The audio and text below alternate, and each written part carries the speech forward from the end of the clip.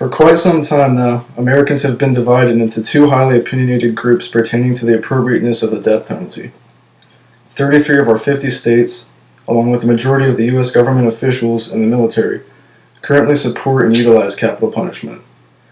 It's easy to understand why someone in favor of the death penalty would support such a thing. It tells would-be murderers, if you kill that defenseless person, you will be killed as well. The idea of death strikes fear in the eyes of one who comprehends the ultimate consequence of life coming to a sudden, abrupt halt as a result of his doing the same thing to someone else. Why then are there still people who oppose this preventative measure? When provided facts in black and white, why do these people still despise capital punishment? One of the most common arguments against the death penalty is the idea that killing is wrong regardless of the cause. What many people fail to realize is that there are strict requirements that need to be met before the death penalty even becomes an option in judicial bargaining. The victims must be completely defenseless unless the victim is an officer, and there must be at least one aggravating circumstance. So is it still wrong to kill the man that just raped and murdered 4 young girls in California for his own pleasure, or can we go ahead and make sure that this never happens again? I would hope that any decent person could see the bright side of execution in this scenario. Another relatively common argument against capital punishment uses the idea that an innocent may be executed. I do see how this could be a concern in someone's mind and respect the opinion of one who might use this idea as a shield concerning the pros and cons of the death penalty. However, what I do not understand is that this same person will almost always have faith in the American judicial system in any case otherwise.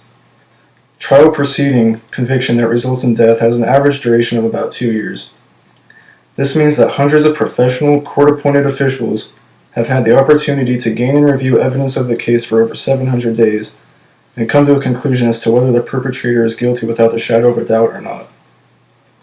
After 2 years of trial, let's assume the perpetrator has been convicted of murder and sentenced to death. The convict now gets to wait on death row for an average of 10 years before finally being executed. That's an average of 4,380 days to figure out any minuscule mistakes that might have been made during the trial process, which is highly unlikely as it is. Let's have a little faith in our justice system. According to George Pataki, the governor of New York, violent crime has dropped 23% since 1995, when he signed the death penalty into law for the most heinous and ruthless killers in our society. On the same basis, assaults have dropped 22% and murders have dropped by almost 33%. In his blog on ProDeathPenalty.com, Pataki describes the horrific situation that a mother goes through. Nathaniel White, an infamous serial killer, stabbed Adrian Hunter 47 times before leaving her to bleed to death. He had no motive aside from the pleasure of harming another person. Janice Hunter, Adrian's mother, says that it's a heartache all parents suffer. The constant fear of their children disappearing, or worse, that is. She said Nathaniel White's mother gets to see him in jail, and I don't think that's fair. I believe we all understand what Janice Hunter is expressing in this statement.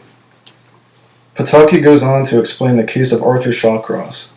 In 1973, Shawcross was convicted of brutal rape and murder of 2 children in upstate New York. After 12 months of trial, he was given a sentence of 20 years in prison. Shawcross was released on parole after 15 years due to lack of capital punishment. Almost immediately upon becoming a free man, he killed 11 more people in a 21-month killing spree. Had the death penalty been active in New York at the time of Shawcross's first case, he might have received the death penalty, and these deaths mentioned surely would not have happened. Pataki says, preventing a crime from being committed ultimately is more important than punishing criminals after they have shattered innocent lives. With this statement, I cannot possibly agree more. So for those who might be skeptical about the death penalty, I beg you to refrain from accepting common skeptical comments and glance at the light that capital punishment sheds.